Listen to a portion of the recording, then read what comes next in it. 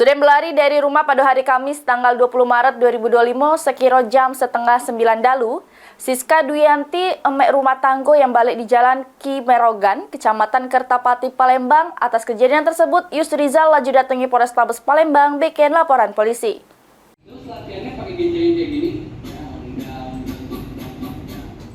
Yus Rizal, salah siko warga yang balik di Jalan Ki Merogan, Kelurahan Kemang Agung, Kecamatan Kertapati, Palembang, sudah melapor ke bininya bernama Siska Duyanti yang hilang diduga berlari dari rumah ke Polrestabes Palembang dengan harapan bininya balik lagi ke rumah. Menurut keterangan Yus Rizal yang merupakan laki korban, bininya bernama Siska Duyanti metu dari rumah pada hari Kamis, tanggal 20 Maret 2025 sekira jam setengah 9 dalu. Rizal nambah ke bininya metu dari rumah idak kate izin dari dirinya, yang diduga metu sama mantan linjangannya. Rizal juga sempat nanya keluarga bininya di dusun, cuma tanggapan dari keluarga bininya tidak tahu menau keberadaan Siska. Rizal jelas ke bininya terakhir sempat ngirim pesan lewat WhatsApp kalau nak ngajak pisah, cuma tidak ditanggapi oleh Rizal. Sampai mak ini bininya tidak bisa dihubungi sama dak kate kabar. Ya, dengan kabar, jadi istri hari di mantannya aku dari ngelanang, aku bilang apa tak tahu juga.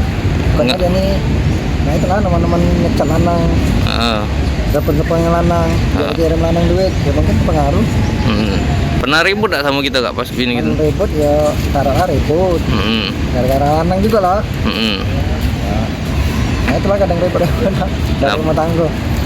Pas dia berlari itu sebelumnya pernah ngomong tak sama kita bahwa dia nak berlari apa mana kak? Intinya ya pernah nak berlari, dan bilangnya siapa, tak cuma dijawabnya.